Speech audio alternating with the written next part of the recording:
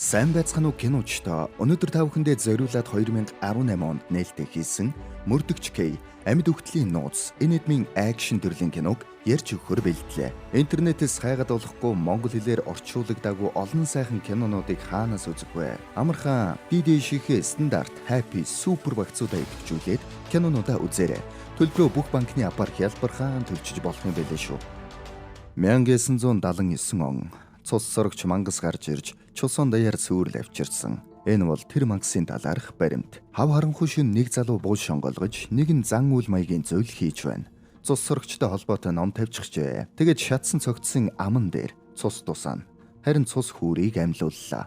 Тэр дороо царилэг бүсгүй болон хувирнаа. Цэргүүд нөгөө залууг хайж байлаа. Эвтэйхэн төөрүүлчихэд буцаад ирэхэд цогцос алга болчихж. Гэнэт хөзүүрүүн эн зэвүүн царайд хутга шидэж манай хүнийг унгана. Ардаас нь нөгөө эмэгтэй гарч ирэх үед бас түүн рүү хутга шиднэ. Хөөхнө харин хутгийг нь бариад авлаа. Би хэн бэ? Өө хөөхий. Ой санамжаа алдчихж. Өгөжөө залуу дээр очиход нэг уудтай зүйл түүнд өгнө. Энэ юу вэ? Чи намайг мэддэг юм уу? Би хэн бэ? Гэхэд гараа өгнө. Гараас нь атгаж амжаагүй байхад үхээд өглөө. Цэргүүд харин хөөхнөөг хөөх болно. Булан чахаад сум харавтал хавцал руу унчихлаа.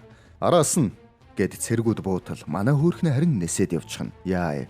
За тэгэхээр ой санамжаа алдсан цус сорогчтой боллоо шүү дээ.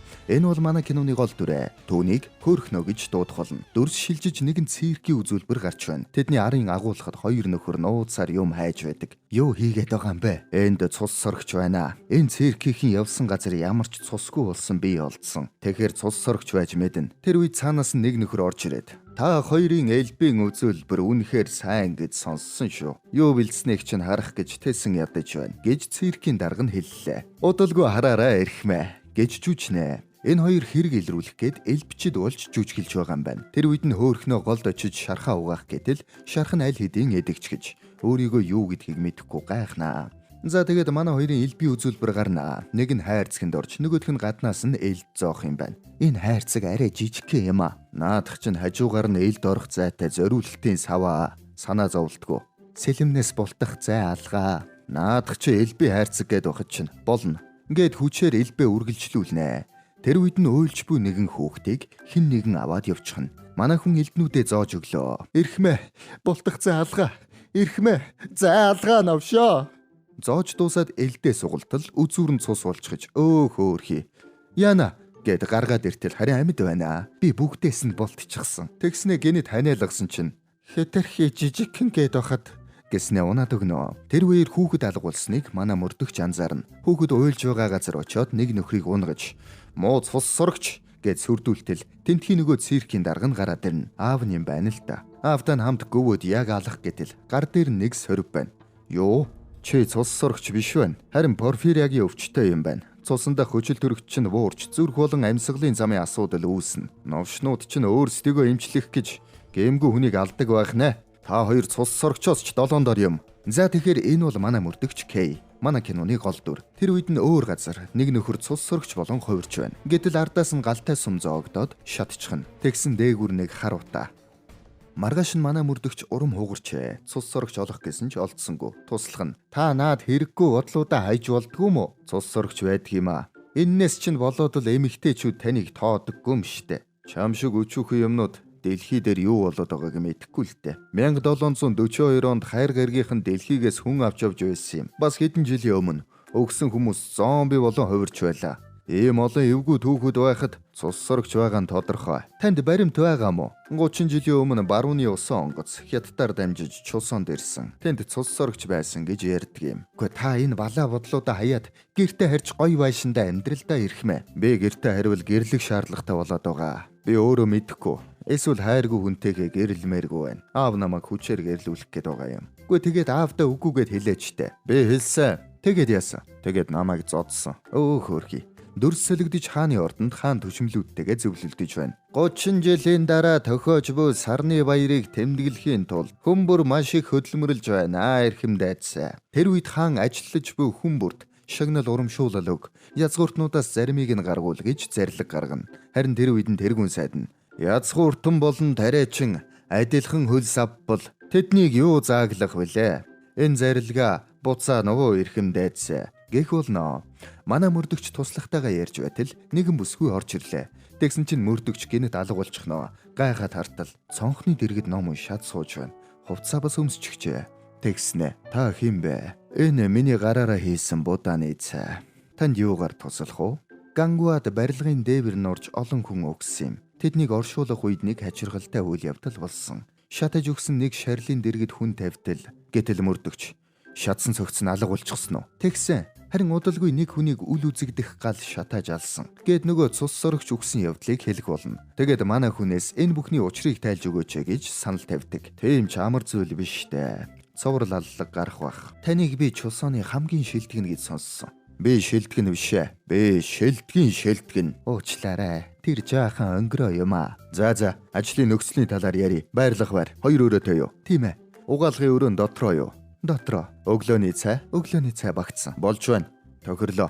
За манай мөрдөгч энэ хэргийг илрүүлэхээр болоод Гангуа руу явлаа. Зэвүүн царайд босстойгоо уулзаж байна. Чи олсон уу? Хэнд байгааг нь мэднэ. Хэдэн өдөр өгчих хэрхмэ. Бас л нэг нууцын менюгээр яваад байна да. Гангуад хөөрхнөө маань явж байгаад энэ хүнтэй таарлаа гэтэл биш байжээ.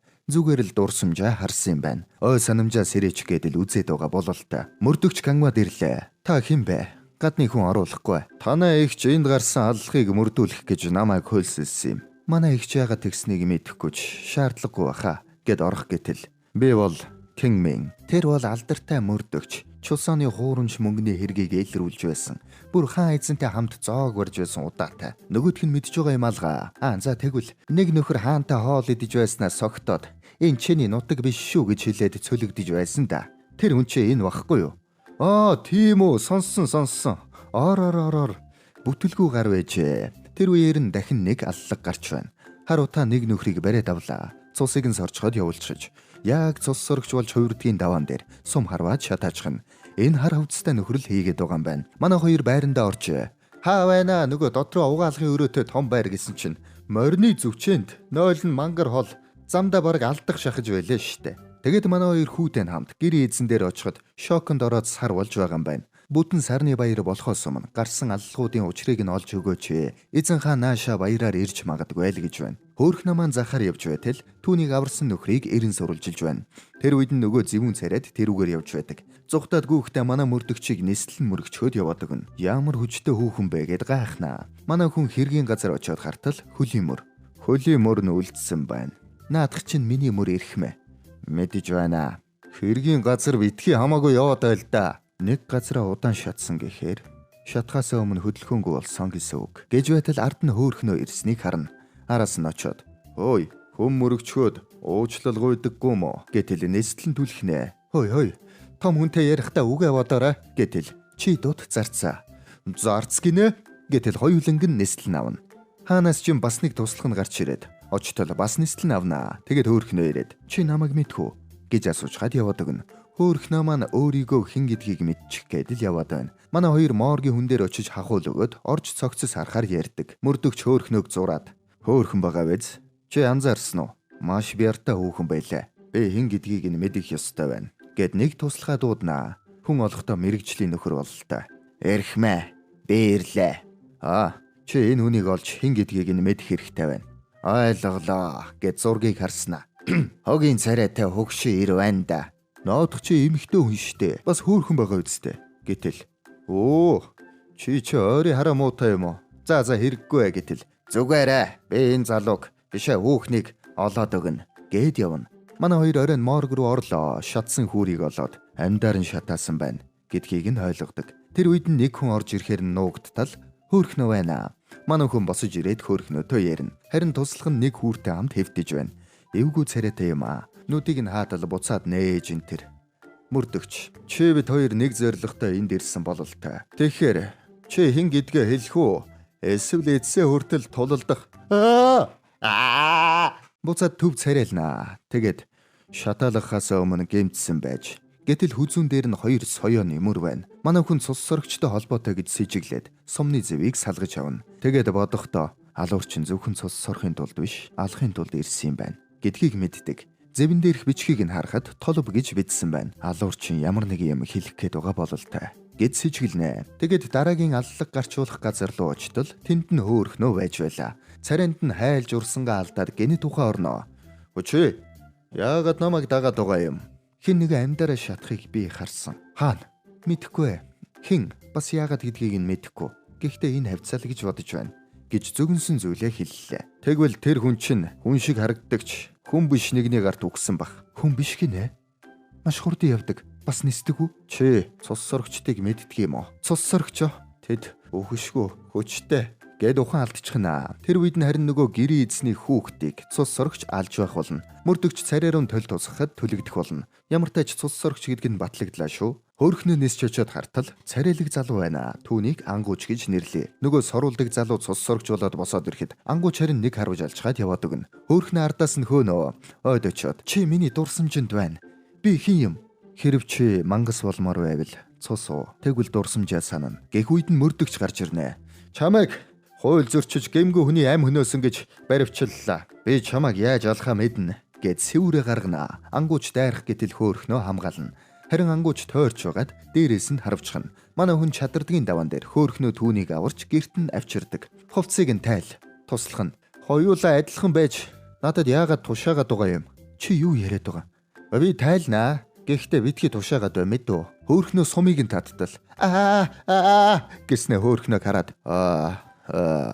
сумыг нь сугалж гаргахад цус гараад хөөрхнөө сонирн болгоод гараа явчихна. Мөрдөгч ухаан орлоо. Туслах нь ирээд хөөрхнөөг тэр хачин байгаа биз? Тэр тушааж ярддаг. Бас ганцаараа байнга явдаг. Яавч энэ дэлхийх биш. Тэгэхээр нэг л сонголт үлдээч байна. Юу? Тэр чи юу юм? Тэр шизофрентэй юм байна. Хөөрхий. Хөөрхнөө тэнд нь дурсамжаа сэргэмээр байвал цус уу гэж ангуучи хэлсэн үгийг нь бодоостай. Маргааш нь манай хоёр бие ажиглаж байгаад мөрдөгч тэр хүчтэй бас наранд зүгээр гэхээр цус сорогч биш бах.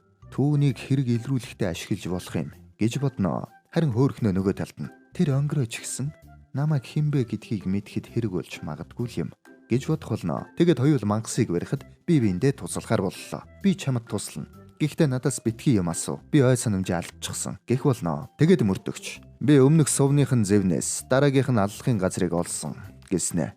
Гэнэт сүүлд шатдаг нөхрийн биед нь бас сум зоосон гэдгийг хоёул сандаг. Тэгэд гялсочлоо. Цэргүүд аль хэдийн ирж гэж манай хүн жөөжиж ах минь яагаад ийм болвоо гэхэд үгүй энэ хүн чинь ганц л ихчтэй байсан шүү дээ гэд баригдчихнаа. Тэр үед нь хөөрхнөө би их чинь байна гэд хүрээд ирнэ. Гэхдээ тэгвэл тэр хин юм бэ гэтэл үгүй мэдээж би нөхөрн гэтэл наадах чинь миний зарц банжа юугаа хийгээд байгаа мэндэл тийм эрхмүүдэ би зарц тэгэд биенээс нь сумны зэвийг авлаа. Хөөрхнөө соёоны мөрийг харснаа дурсамж нь бодогдоод ухаан алдчихна. Сэрэгт нь мөрдөгч үүрч гисэн явж байна. Намайг буулгач унтаж байгаа дүр үзүүлээ. Тэгэхгүй бол хүмүүс сэжиг авчихна гэснээ үүрээд цааш явлаа. Тэгингээ манай хоёр хөөрхнүүд нэр бодож оллоо. Сар шиг гэрэлтсэн гих утгатай Волён гэдэг нэр байвал яах вэ? Хөөрхөн л юм. Ингээд Волён гэдэг нэртэй боллоо. Оройн манай гурав хоол идэж байтал зэвүүн царайд хүмүүстэйгээ хүрээд ирнэ. Ширүүн зодон болно. Туслахын шуудал тогооны тагаар бамбаа хийж байгаад тэрэндээ дарагдаад өөрөө түлэгчихнэ. Хөөрхнөөг барих гэтэл дийлддэггүй. Бүр толгой дээр нь болоог хаглаад ч нэмэр алга. Туслах нь эзэнтэй би таныг аварнаа гэд алх аваад баахныг сөрөө зодолтлоо гэтэл хөөрхий зүгээр мөрөөдөж байсан юм байна. Тэгэд бойлдууллаа. Мөрдөгч рүү илд иртэл хөөрхнөө гараараа бариад авдаг. Тэгэд зэвүүн царайд дийлэхгүй гэдгээ мэдээд яваад өглөө. Гол дээр очиод гарыг нь үзтэл шууд идэгчихнэ. Саяны хүмүүс хэн юм болоо? Чи яагаад ярианы сэдв өөрчлөд байна? Чи харлаа шүү дээ. Би хүн биш бол яах вэ? Тэр мангастай адил бол яах вэ? Мөрдөгч эвгүүцнэ. Тэгснэ. Чи мангас биш ээ. Чи наранд зүгээр байдаг. Хүний цус уудаггүй. Чи бол мангас болохоос айж буй энгийн хүн. Чи айхгүй байна уу? Би хүнээс айдаггүй. Чамайг мангас болохгүй гэж би итгэж байна. Тиймээс миний хүзүү үргэлж чамд нээлттэй. Би айхгүй байна. Даанч маргааш өглөө. Хөөрхий. Тэр үед нөгөө нинжа туслах нь ирлээ. Нөгөө зургийг нь үзүүлээд би энэ хүнийг бүх гангуагаар хайж явлаа. Түүнийг олсонгүй. Тэр гангуад байхгүй байна эрхмэ. Байхгүй гинэ. Ингээд асуудал хөөрхнөөг хэсэг харснаа. Тийм ээ. Байхгүй эрхмэ. Мөрдөгч зургийг нь хөөрхнөөгийн хажууд зэрэгцүүлж харуулад нээрэн байхгүй гэсэн үү? Гэтэл харж байснаа хөөрхнөөгөөс. Та түүнийг хараагүй эз? За. Сайн ажиллаа. Гэртээ харь. Гэд явууллаа. Хөөрхнөө тэр хоёр жаал ном үзэж ярилцсанаа. Би энэ номон дээрх мангас шиг шүдгүй шүү дээ. Тэгшхэн шүдтэй. Бас нар намайг яаж чадахгүй. Манай хүн загалмай гаргаж ирээд харуултал. Хөөрхнөө яадаг ч үгүй. Чи надаас айгаад байгаа юм байна, тийм үү? Тийм ээ. Тэр үед туслах нь ирснэ. Юу нинэттэй байгаа юм бэ? Та энэ галзуу хүүхэнтэй зөвлөлдөөд намайг мартаа юу? Дараа нь харамсав да. Чи шацтай юм да мó тэнэг хүүхэн минь. Хэрвээ би хүн хазах бол энийг хамгийн түрүүнд хадснаа. Боосон туслахаа болиулах гэсэн чи болдоггүй. Далайж бариад л мэдрэлтэж өгөн шүү дээ. Хурун зүсэгтэл боос нь гялс сурчхна. Харин дараа нь хазарнаас нь цус гарахад боос нь айсандаа хацрыг нь бас. Яа. Дөрс солигдож ангууч ажилдаа төвлөрч байгааг харуулна. Манай хэд захаар ангуучийг хайгаад олсонгүй. Сум дээр хятад бичгийг уншсан юм уу гэж хөөрхнөө асуунаа. Манай хүн сумыг үзүүлтэл Волгио гэсэн бичиг байлаа. Хуучин шатаж байсан гангуй ордны дэргэд байсан энэ цөөрмийг Волгио гэдэг юм байна. Алуурчин энэ газартай холбоотой болж таарлаа. Тэр мангас ч ихсэн нэгэн цагт над шиг хүн байсан нь ойлгомжтой. Маргааш нөгөө өгдөг хүүгийнхээ оршуулгыг аав нь хийж байдаг. Шокноос гарчихсан бололтой. Сүнс дуудагч энэ төр дуудаад авчирчихсан. Гэтэл нэг сүнс орж ирлээ. Чи миний эхнэр хүүхдийг авчихад зүгээр амьдрна гэж бодоо юу? Гэх болно. Өвгөн айгаад сүйд. Харин хөөхнөө эзнөө эйлэх болно. Хөөхнөөтэй холбоотой сүнс бололтой шүү. Тэр үед туслах нь гангуй ордонд 30 жилийн өмнө гарсан гал ямар учиртай юм гэж нэг хүнээс асууж байна. Нөгөө хүн нь зүгээр гал байгаагүй маа. Урвалт байсан юм. Хааны өв залгамжлагч ханхууг хордуулж алсан юм. Тэгээд эхнэр хүүхдийг нь ч бас алсан. Гэх болно. Тэр үед нь мөрдөгч ангуучийн зургийг өвгөнд үзүүлтэл өвгөн айж өөхөх шахнаа. Жон ингэвэл тамаас гараад ирчихэж гэх болно. Өвгний шатааж байсан номыг нь аваад үзтэл тэр үед ханхууг болон гэр ихнийг нь алхад оролцсон хүмүүсийн нэр байлаа. Бүгд алуурчинд алуулсан хүмүүс байж байна. Тэгэхээр ангууч хааны гэр бүлийн өшөөг аваад байгаа бололтой. Мөрдөгч өнөө орой дараагийн дайралт болно гэдгийг мэдээд хүмүүсийг бэлдэнэ. Оройн ангууч яг төлөвлөсний дагуу дайрлаа. Уур манан болж хувраад л хүмүүсийг алж байна. Өвгнийг алах гээд ирэхэд мөрдөгч түүнийг зогсооно. Гэмгүй хүмүүсийн цусыг урсгаж буй. Чамайг би устгах болно. Гэмгүй хүмүүсээ чи ч муу энд өөхөх болно. Гэт дайрлаа. Тэгснэ алга болчихно. Хаалга онгоолгоод харавтал хөөрхи тусалгаа харавчихлаа. Манай хүнийг алсаас багалзуу урдаад алдгийн даван дээр хөөрхнөө ирж болиулна. Санам чи ирээгүй л байна уу? Яасан? Хэрвээ ирэх юм бол яг надтай адилхан зүйлийг хийх болно гэдгээ ойлгохгүй байна уу? Гэд алга болно. Гадаан цус сорогч болсон нөхрийг ангуучтай хадал шатаажхна. Энийг нь харсан хөөрхнөө ухаан алдчихлаа. Мөрдөгч хөөрхнөөг санамжаа олог гэд цусаа өгөх гэж үзнэ. Гэхдээ хөөрхнөө болиулнаа. Гарыг нь боож өгöd. Би чамайг хазвал чи цус сорогч болно. Би тийм болсон ч хүний цус уухгүй. Тэгвэл яах вэ? Гэхдээ би чамайг ганцаардуулахгүйгээд туслахыг ч бас сорчгож болно штэ. Гэхэд туслах нь хөөрхнөөг цус сорогч гэдгийг нь мэддэг. Тэгээд үнхэлцэг нь хагарах шахаад гарч явнаа.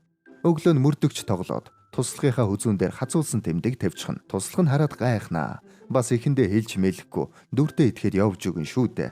Нар харснаа цочоод л эзнийгээ сорчих гэж бас үзээд л. Манай хүн бүтэн сарны баяраар эзэн хааныг алж магадгүй гэдгийг бодох болно. Тэгээд явах гэтэл нөгөө зэвүүн царайд хүмүүстэйгээ ирч гэж туслах нь. Эрхмээ би одоо өвхөшгүй. Миний би баргаж шатаж байна. Би та нарт өршөөл үзүүлээ. Одоо яв. Үгүй бол та нарын цус миний өдрийн хоол болог гэд дайраад ортол маа. Манай хоёрыг барьцаалж байгаад зэвүүн царайд хөөрхнөөгөөс нэг юм авлаа. Тэр нөгөө киноны ихэнд өхөж буй залуу хөөрхнөд өгсөн юм байдаг. Чи юу өгсөн юм? Мэдхгүй. Ууланд надтай таарсан залуу надад өгсөн юм. Коуч хэл юм байсан гэхэд. Тийм үү. Уул нь харсан бол миний ухаан ч аль хэдийн тайлцсан байгаа л да. Би цээжилч гисэн. Гэд бичээд өгчихнэ. Манай хүн бөөн клип хийж байснаа. Тэгэхээр мэдхгүй юм байна. Чи дахиад нэгийг бичээд өгөөч. Зэвүүн царайд эзэндээ кодыг өглөө. Манай хүн гэнэт кодыг ойлгож үсэгнүүдийг салгаж бичснийг нь анзаарна. Тэгэд нийлүүлээд уншихад ханхүүг болон түүний туслах, ангууч болон түүний аавыг нь ал гэсэн нууц зарлиг байлаа. Манайхан нэр мэдсэн үү? 2024 оны сүүлээр за саяхан дөө Солонгосын Харбин гээд түүхэн сэдвтэй кино нээлттэй хийсэн. Зарим зураг авалтаа бүр Монголд авсан юм байлээ. Нээлттэй хийсэн даруйда 117 оронд гарч үзэгчдийг байлдан дагуулсан кино. Одоо ч гэсэн интернетэд ерөөсөө тавигдаагүй байгаа. Бүр киночд нь товчилж яригээд бичлэгийг нь олж чадаагүй. Харин үзэж болох нэг сувг байна. Тэр бол DDH. DDH-ийн 800 дээр шинэ кино гэсэн сувг дээрээс 22-ноос эхлэн уг кино гарах гэж байгаа юм байна. Манайхан Happy Super вакцаа идэвхжүүлээд киногаа хүлээн авч үзээрэй. Би мэдсэн юм аа. Үүнийг хүргэсэн хүн уруугч байж тэр хүн л хааныг хордуулсан. Энэнд оролцсон хүмүүсийг нэг нэгээр нь алсан байна. Тэгэд нэрнүүдийг нь эхнээс нь хэлж байтал аавынх нь нэр тэнд байж байдаг. Хааны төшмөл Кимшин. Манай мөрдөгчийн аав нь юм байна. Тэгээд л ангууч манай мөрдөгчийг бас алах гээд байж л дээ. Яг тэр үед аав нь гаднаас ороод ирнэ. Зэвүүн царайд бас хамт явж байна. Зэвүүн царайд аавд нь ажилдаг байж л дээ. Зэвүүн царайд хөөхнөөг хараад шууд алах гэтэл ангууч гарч ирээд хөөхнөөг аваад явчихна. Хөөхнөө тэр хоёр нөгөө усан онгоцсон дээр очиод надад цус өг. Би санмаар байна гэд ангуучийн цусыг ууж дурсамжаа санана. Хөөхнөө ханхүүгийн ихнэр байжээ.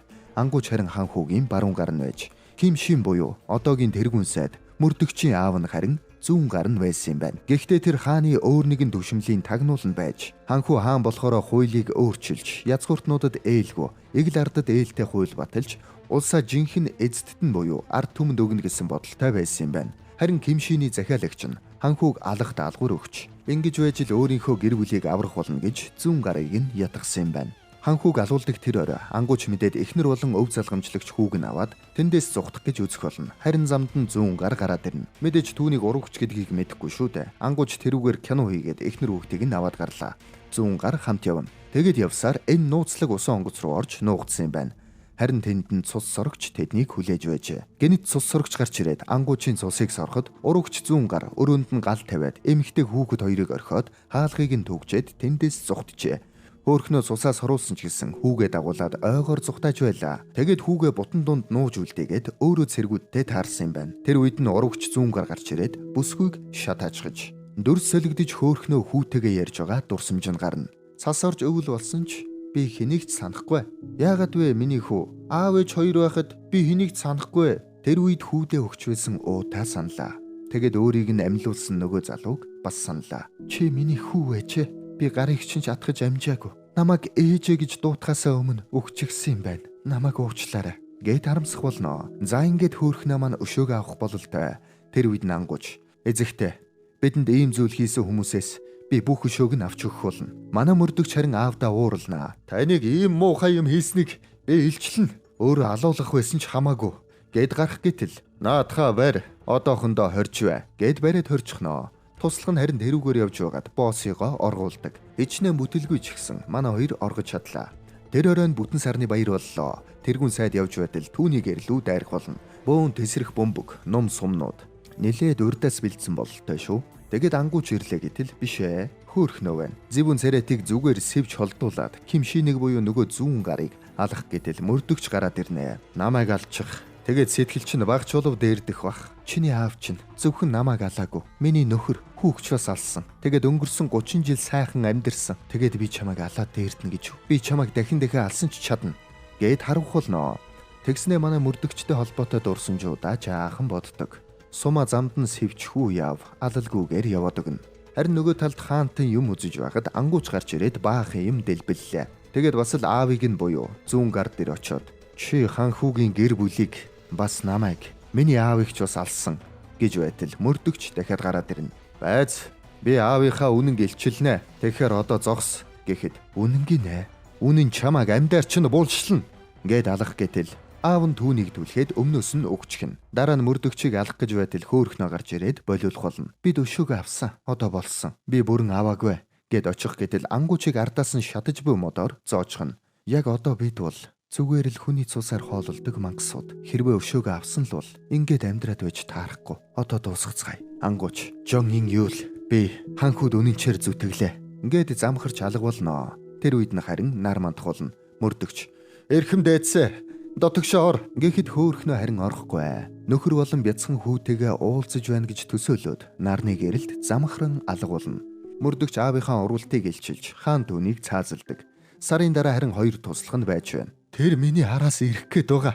Миний зүүдэнд ороод байгаа. Чи аимхай анти юм да гэж байтал хаалга онгоноо. Шууд ухаан алдчихна. Өөрөө аимхай нөхөр вэ штэ. Гаднаас мөрдөгч ороод ирлээ. Хэрвээ чи сүнс бол буцаад яв гэхэд буцаад бүр айлгачихнаа. Би байна. Хаан түүнийг амьд үлдээжээ. Тэгээд одоо чи албан ёсоор үгсэн. Гэхдээ чи улс оронд болж буй нууц хэрэгүүд рүү явуулдаг. Миний нууц хүн болно. Гэд амьд үлдээсэн юм байна. Тэгэд хаан юу тушаасан юм бэ? Саяхан үгсэн хүмүүс буцаж ам ороод араатан болсон гинэ. Үүнийг зомби гэж нэрлэдэг гин. Тийм үү. Тэгвэл та ганцаараа яваа гэд зугтах гэтэл гаднаас баахан зомби ороод ирнэ. Энэ хүрээд кино маань дууслаа. Манай хоёрыг шинэ адал явдал хүлээж байгаа бололтой.